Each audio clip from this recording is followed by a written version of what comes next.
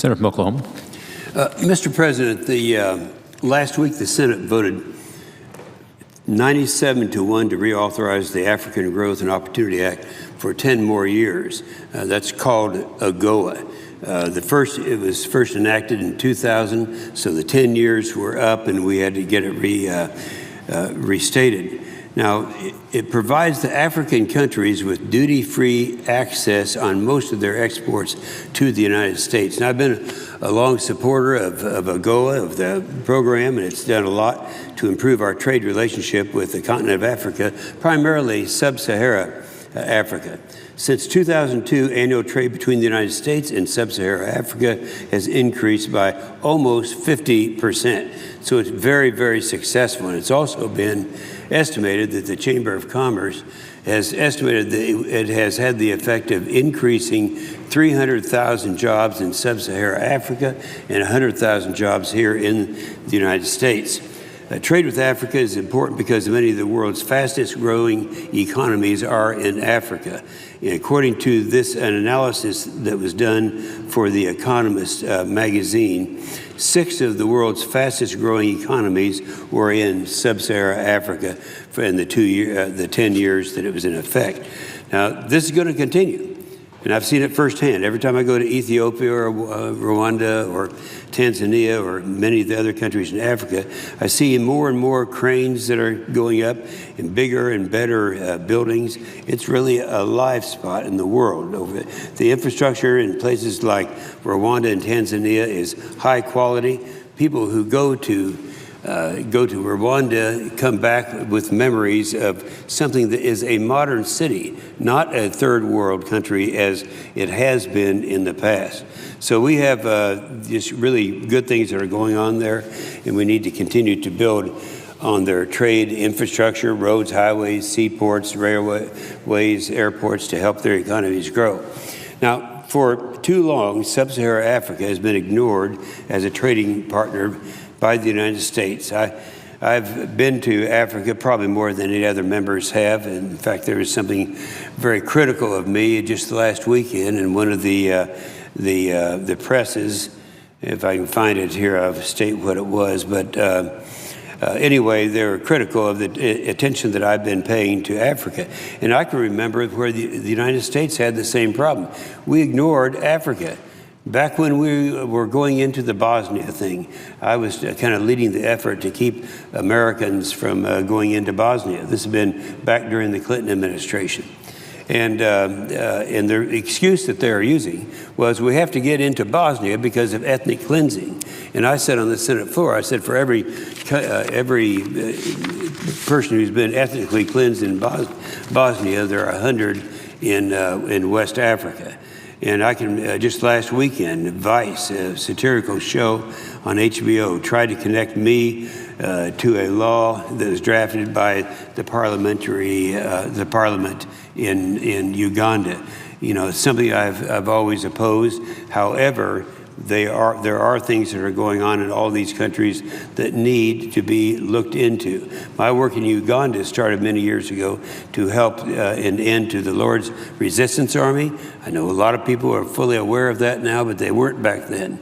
That they had one individual, Joseph Kony, who was going into the various areas of northern Uganda and was kidnapping the little kids. You know, they called it the Children's Army. The people would be kidnapped out of their village, and they'd be forced to learn to join their little army to kidnap other people. If they refused, they were forced to go back to their villages and murder their parents. Well, that's the LRA, and we finally are making progress there.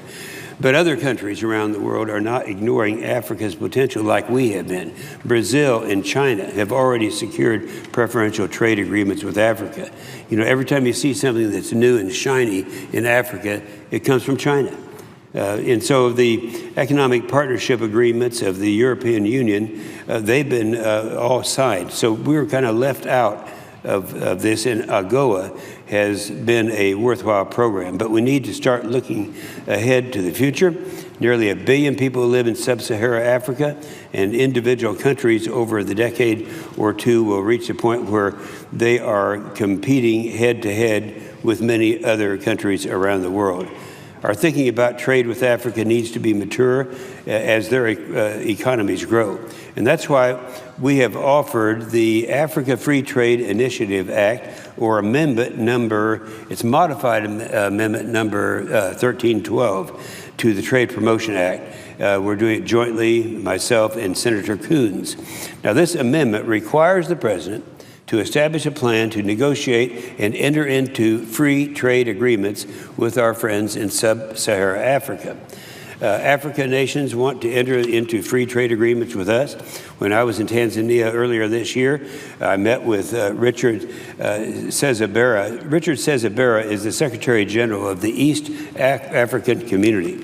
It's made up of Rwanda, Uganda, Burundi, Tanzania, and Kenya. And Richard Sezibera told me that he wants their Eastern African community to enter into a free trade agreement with the United States, just those 5 countries. And this makes sense because the FTAs bind business communities together and can pay long-term national security and foreign policy dividends. And while some in our government may not deem sub-Saharan African countries, quote, ready for the FTA, with us, our amendment requires the administration to articulate what each country needs to do to get ready. It's not enough for them just to say they're not ready to be associated with us in this type of a treaty. The amendment also requires the administration to determine what kind of resources might be needed to help the countries get ready for an FTA with us. Between the Millennium Challenge Corporation and USAID, we've had a lot of resources going to sub-Saharan African countries to help their economies develop, and many outside aid organizations and other countries do as well. It makes sense to identify which of these resources could be channeled for the purpose of developing the free trade agreement with us.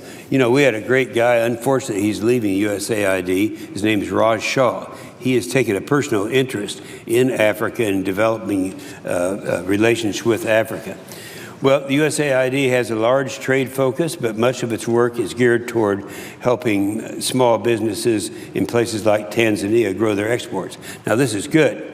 It's a good thing to do, but they should also be working at higher level to improve the trade activities of these economies as a whole. And they can do this by working with our African friends and helping them prepare for a broader trade relationship with the United States, either by helping them identify how they can improve their agriculture, safety regulations, or general private property rights. To that end, our amendment authorizes the USAID to use its appropriations to help implement the strategy that will be developed under this amendment. The Senate just reauthorized AGOA for another 10 years. In the next 10 years, we should be considering one or more free trade agreements with our partners in sub-Saharan Africa. And our amendment, Senator Coons and my amendment, will help this desire become a reality. As I said, our government and the media have got to get beyond their opposition to Africa, and hopefully we'll be able to be doing that before long. Now, if we don't make free trade agreements with Africa a priority, then I think we will find ourselves here in 10 years and see a much stronger, highly competitive African economies. We'll be reauthorizing AGOA again and asking ourselves, why didn't we push to enact free trade agreements with these countries? We'd rather not find ourselves there. If we don't do it, China will, and we should be the ones writing the rules for trade in Africa, just as we are trying to do in Asia. So I appreciate the support of Senator Coons and others on this amendment, and I hope it can be adopted to the Free Trade Promotion Authority bill. I yield the floor.